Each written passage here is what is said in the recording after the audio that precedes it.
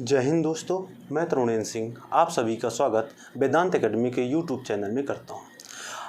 अपने लक्ष्य को प्राप्त करते हुए आज हम एक अपना अगला कदम बढ़ाएंगे, जिसमें वैक्सीन सीरीज़ की अगली सीरीज देखेंगे।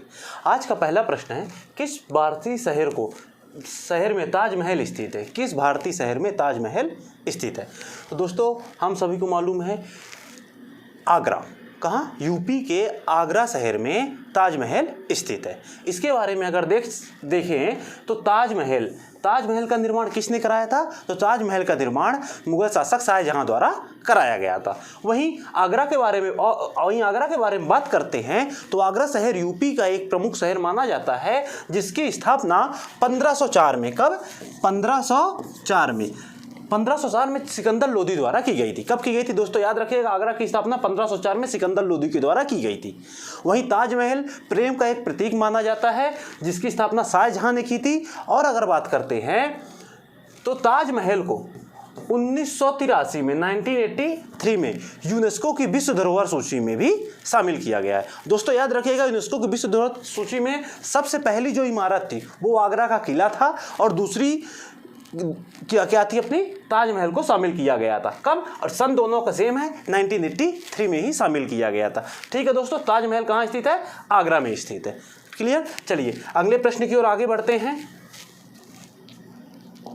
नेक्स्ट प्रश्न है, भारतीय संविधान में पहला संशोधन पहला संशोधन निम्नलिखित में से किससे संबंधित था? जो पहला संशोधन हुआ था वो किससे संबंधित था? तो 8वीं अनुसूची अनुच्छेद 370। दोस्तों यहाँ पर क्या होना चाहिए? 9वीं अनुसूची, थोड़ा मिस्टेक है यहाँ पर, याद रखेंगे 9वीं अनुसूची से संबंधित था।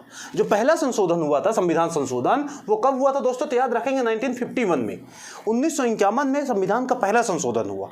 जो किससे संबंधित था? 9वीं अनुसूची से संबंधित था। 9वीं अनुसूची जो बनाई गई थी वो राज्य द्वारा संपत्ति के अधिग्रहण संबंधित नियमों के आधार पर बनाई गई थी। अर्थात राज्य अपने विकास के लिए, देश के विकास के लिए संपत्ति का अधिग्रहण कैसे करेगा, इससे संबंधित नियमों को उल्लेख किया गया है किसमें? 9वीं अनुसूची में, जिसमें 284 धाराएं उपस्थित है, जिसके आधार पर राज्य इन्हें क्या करता है? संपत्ति का अधिग्रहण करता है। इसके अलावा दोस्तों 370 के बारे में बात करते हैं तो 370 एक विशेष राज्य जम्मू कश्मीर राज्य से संबंधित बताता था। 370 जम्मू कश्मीर राज्य से संबंधित था, जिसे वर्तमान सरकार द्वारा समाप्त कर जम्मू कश्मीर और लद्दाख नामक 2 केंद्र शासित प्रदेशों का निर्माण कर दिया गया। वहीं मूलभूत अधिकार की बात करें, मूलभूत अधिकार मतलब मौलिक अधिकार के अंदर अगर बात करते हैं तो मौलिक अधिकार अमेरिका के संविधान से अपने यहाँ शामिल किए गए। ठीक है दोस्तों, वही नीति निर्देशक सिद्धांतों की बात करते हैं तो नीति निर्देशक सिद्धांत आयरलैंड के देश से संविधान से अपने यहाँ क्या किए गए हैं? कॉपी किए गए हैं, नहीं वहाँ से लिए गए। कॉपी करना एक गलत शब्द हो जाएगा, अपने संविधान के सम्मान में वहाँ से लिए गए हैं, जिसमें कुछ संशोधन कर दिया गया था। इसके अलावा बात करें संविधान संशोधन में, यह क्या था? पहला संविधान संशोधन था। दोस्तों याद रखेंगे, प्रथम संविधान संशोधन कौन था? 9वीं अनुसूची थी, जिसे 1951 में किया गया था। तो दोस्तों आप लोग कमेंट बॉक्स में बताइए, किस संविधान संशोधन को लघु संविधान का दर्जा दिया जाता है? किस संविधान संशोधन को लघु संविधान भी कहा जाता है? इस क्वेश्चन का आप लोग आंसर दीजिए। चलिए नेक्स्ट क्वेश्चन देखते हैं। कोपरा, ब्यामा, वियरना सभी किसकी सहायक नदियां हैं? कौन सी? कोपरा, ब्यामा, वियरना, ये क्या है? किसकी सहायक नदियां? दोस्तों याद रखेंगे, नदियां 2 प्रकार की होती हैं, एक होती है मुख्य नदी, एक होती है सहायक नदी। ठीक है, जो बड़ी नदियां हैं जिनका एक उद्गम है, एक निश्चित गंतव्य है, उन्हें क्या कहते हैं? मुख्य नदी कहते हैं। और जो छोटी छोटी नदियां हैं जो अन्य नदियों में मिक्स हो जाती हैं, आके मिलती हैं, उन्हें क्या बोलते हैं? सहायक नदी बोलते हैं। ठीक, तो कोपरा, ब्यामा, वियरना किसकी सहायक नदी है दोस्तों? तो याद रखेंगे केन की सहायक नदियां हैं। यानी मुख्य नदियों और सहायक नदियों से संबंधित प्रश्न बनता ही बनता है। आप कोई भी एग्जाम देख लीजिए, हर एक एग्जाम में आपको नदियों से संबंधित कोई ना कोई प्रश्न जरूर मिलेगा। तो भैया कोपरा, ब्यामा, वियना किसकी सहायक नदियां हैं? तो केन की सहायक नदियां हैं, कोपरा, वियना, ब्याना। अब केन नदी के बारे में अगर बात करें तो केन नदी का उद्गम कहाँ से होता है? तो कैमूर पर्वतमाला से होता है। और ये और केन नदी भी क्या है? एक सहायक नदी है। देखिए, एक अपनी मुख्य नदी हो गई जिसका उद्गम हुआ, और वो कहाँ? किसी समुद्र में जाकर, समुद्र महासागर में जाकर गिरी, वो सबसे बड़ी, सबसे प्रमुख मुख्य नदी हो गई। इसमें दूसरी आके नदी मिलेगी, वो सहायक नदी हो जाएगी। अब इसकी भी क्या हो सकती है? सहायक नदी, और इसकी भी क्या हो सकती है? सहायक नदियाँ। इस प्रकार एक मुख्य नदी हो गई और उसकी सब छोटे छोटे सहायक नदियाँ हो जाती हैं। केन नदी के बारे में बात करें, देखिए केन नदी कैमूर पर्वतमाला से निकल कर यूपी में जाके किसमें? यमुना नदी में। कौन सी है ये? यमुना। यमुना नदी में मिल जाती है। और यमुना नदी किस में जाके मिलती है? गंगा में मिलती है। तो सबसे प्रमुख नदी कौन सी हो गई? गंगा नदी हो गई। उसकी सहायक नदी, सबसे बड़ी सहायक नदी यमुना नदी हो गई। और यमुना की सहायक नदी कौन सी है? केन नदी है। ठीक, तो याद रखिएगा केन नदी किसकी सहायक नदी? यमुना की सहायक नदी है। इसके अलावा और केन नदी के बारे में बात करें तो आपको मालूम होगा दोस्तों कि देश की पहली नदी जोड़ो परियोजना केन बेतवा नदी जोड़ो परियोजना थी। केन नदी को बेतवा नदी से मिक्स किया गया, जोड़ा गया, और इस आधार पर पहली नदी जोड़ो परियोजना बनी थी केन बेतवा नदी जोड़ो परियोजना। बेतवा नदी कहाँ से है? तो दोस्तों रायसेन के कुमरा नामक ग्राम से निकलती है। और यह भी बेतवा नदी भी किसकी सहायक नदी है? यमुना की ही सहायक नदी है। ठीक है दोस्तों, तो इस प्रकार से कोपरा, वीना, बामा किसकी सहायक नदियां हैं? तो अपने केन की सहायक नदियां हैं ये तीनों नदियां। ठीक है दोस्तों, यहां तक क्लियर। चलिए अगला प्रश्न की ओर आगे बढ़ते हैं। किसे फ्लाइंग सिख ऑफ इंडिया कहा जाता है? क्या दोस्तों? किसे फ्लाइंग सिख ऑफ इंडिया कहा जाता है? फ्लाइंग सिख ऑफ इंडिया, तो दोस्तों मालूम होगा आप लोगों को मिल्खा सिंह। किन्हें? Milkha Singh flying Sikh of India कहते हैं, यानी उड़ता हुआ, भारत का उड़ता हुआ सरदार, फ्लाइंग सिख। क्योंकि मिल्खा सिंह एक क्या थे? एथलीट थे, धावक थे। मिल्खा सिंह क्या थे? एक धावक थे। इस कारण इन्हें पाकिस्तान में एक रेस के दौरान वहाँ के जो प्रेसिडेंट थे आयूब खान साहब, उन्होंने इनको उपाधि प्रदान की थी। इसके अलावा देखते हैं मिल्खा सिंह के बारे में अगर थोड़ा देखा जाए तो मिल्खा सिंह का जन्म 1929 में पंजाब राज्य में हुआ था। कहाँ? पंजाब। और वह पंजाब कहाँ आता है? वर्तमान पाकिस्तान में आता है। 1929 में तो अपना भारत में ही आता था, लेकिन बंटवारे के बाद वो कहाँ गया? पाकिस्तान गया। ठीक, तो पाकिस्तान के पंजाब राज्य में 1929 में हुआ था इनका जन्म। ठीक है, वहीं देखा जाए तो जून 2021 में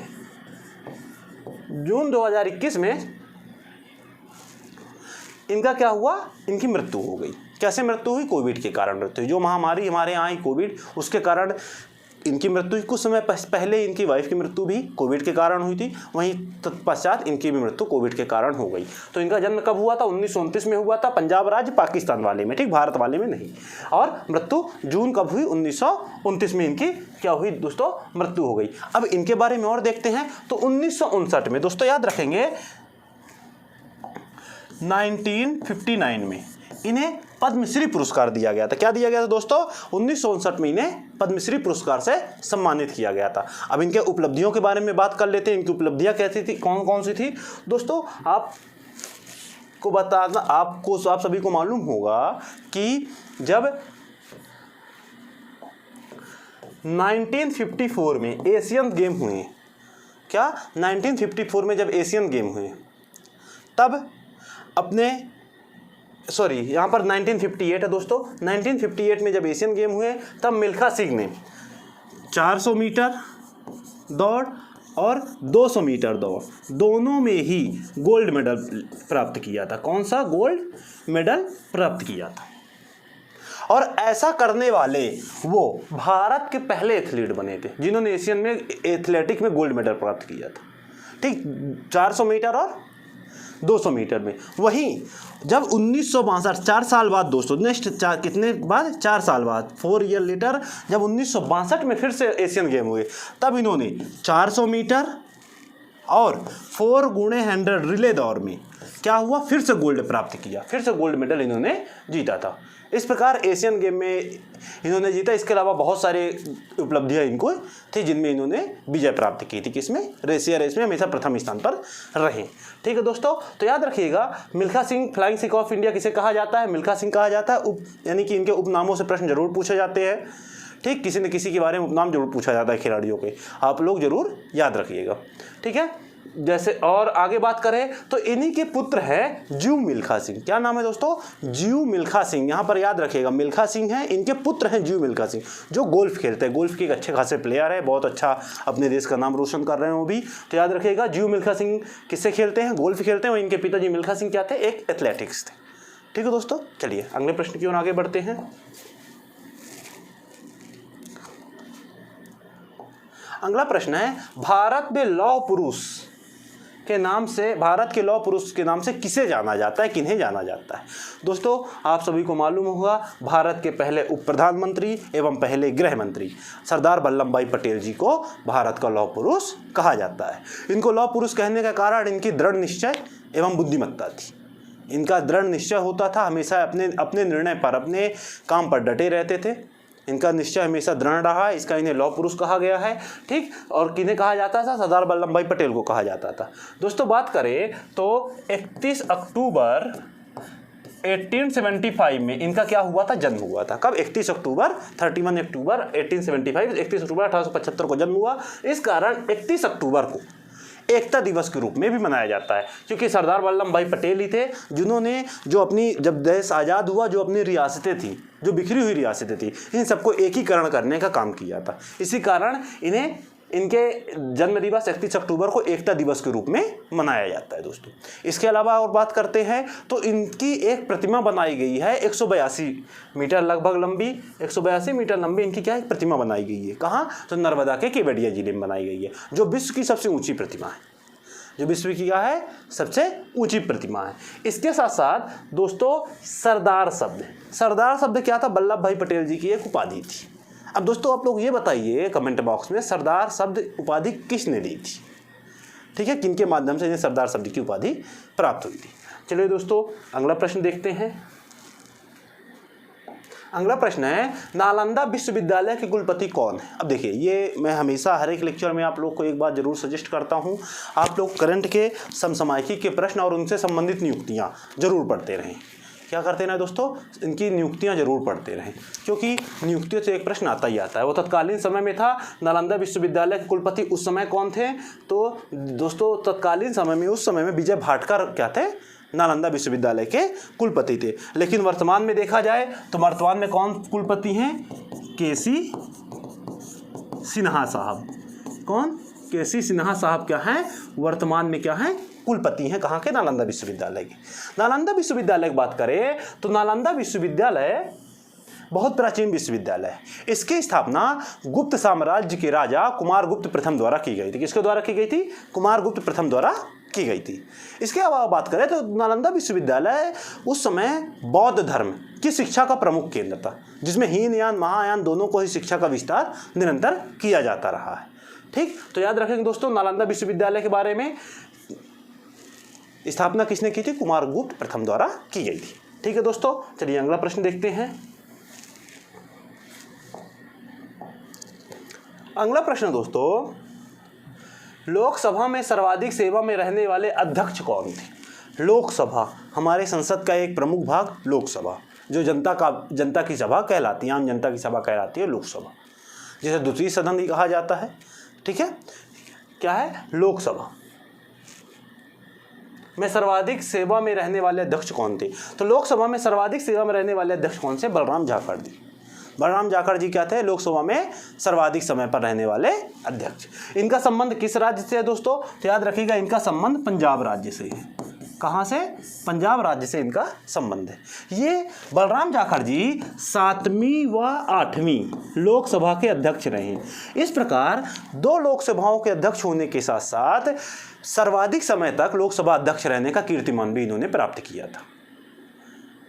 ठीक है दोस्तों, वहीं दूसरे देखा जाए मीरा कुमारी जो थी, ये लोकसभा की पहली महिला अध्यक्ष थी, जो इनके बाद 9वीं लोकसभा की अध्यक्ष रही। क्या रही हैं? 9वीं लोकसभा की, सॉरी दोस्तों, मीरा कुमार 15वीं लोकसभा की अध्यक्ष रही हैं। कब? 15वीं लोकसभा की अध्यक्ष रही। ठीक है, और वर्तमान में कौन है? ओम बिरला साहब वर्तमान में लोकसभा अध्यक्ष हैं। ठीक है दोस्तों, चलिए अगला प्रश्न की ओर आगे बढ़ते हैं।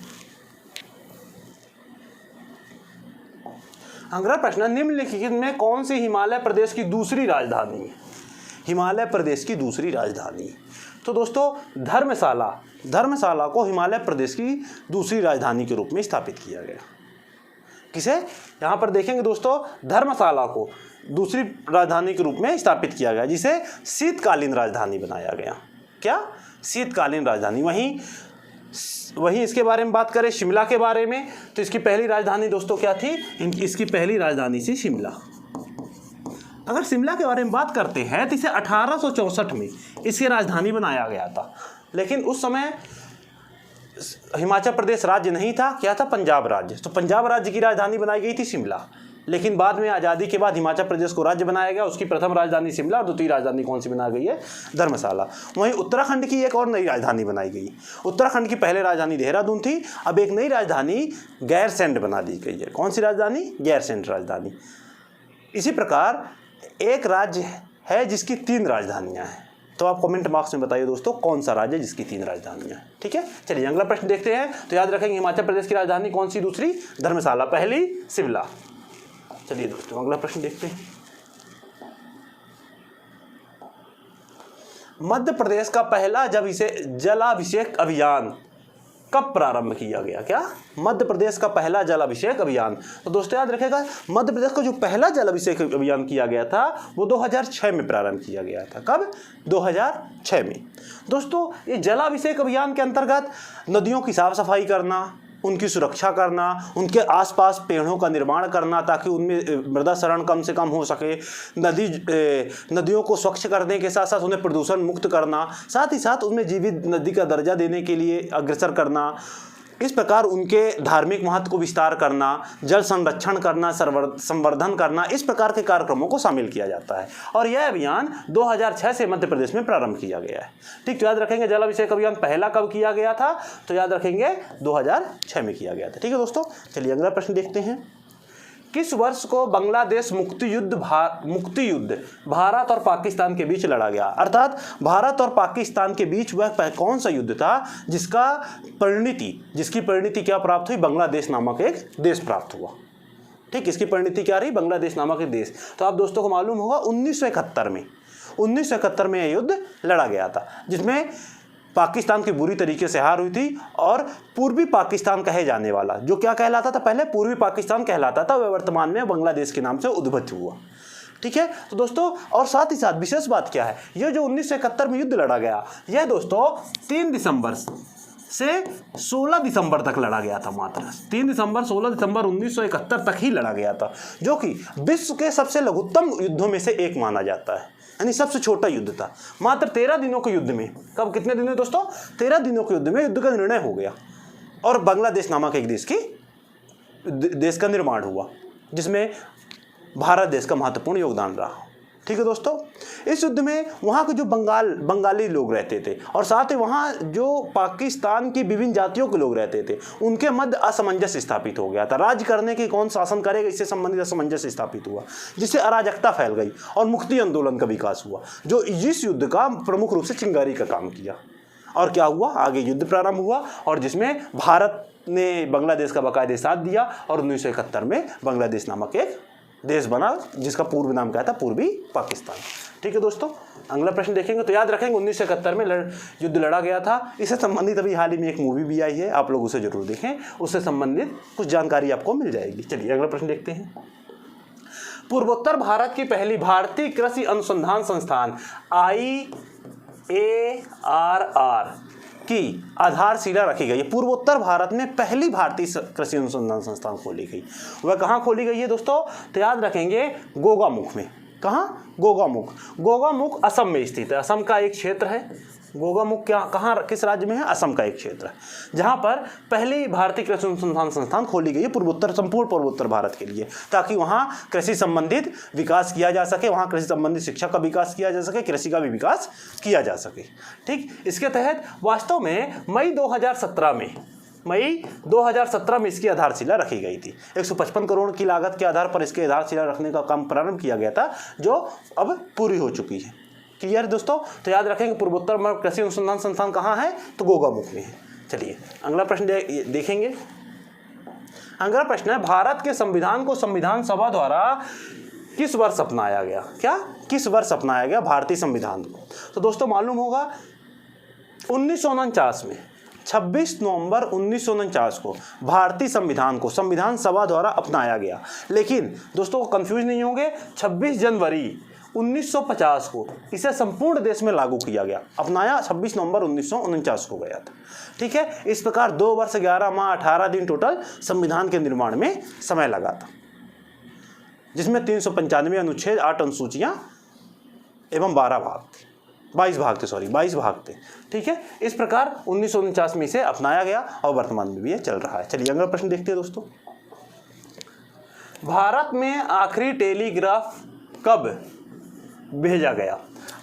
टेलीग्राफ सेवा जिसे अंग्रेजों द्वारा प्रारंभ किया गया था व्यापार को बढ़ावा देने हेतु, ब्रिटेन से भारत के विभिन्न क्षेत्रों में सूचनाएं देने हेतु और भारत से भारत में विभिन्न क्षेत्रों में सूचना देने हेतु किया गया था। इसे 14 जुलाई 2013 को अंतिम टेलीग्राफ सेवा भेजकर समाप्त कर दिया गया। कब किया गया दोस्तों? समसामयिकी का प्रश्न रहा है 14 जुलाई 2013 को। इस प्रकार दोस्तों आज का सेशन हमारा समाप्त होता है। अगले क्लास में हम पुनः मिलेंगे। जय हिंद।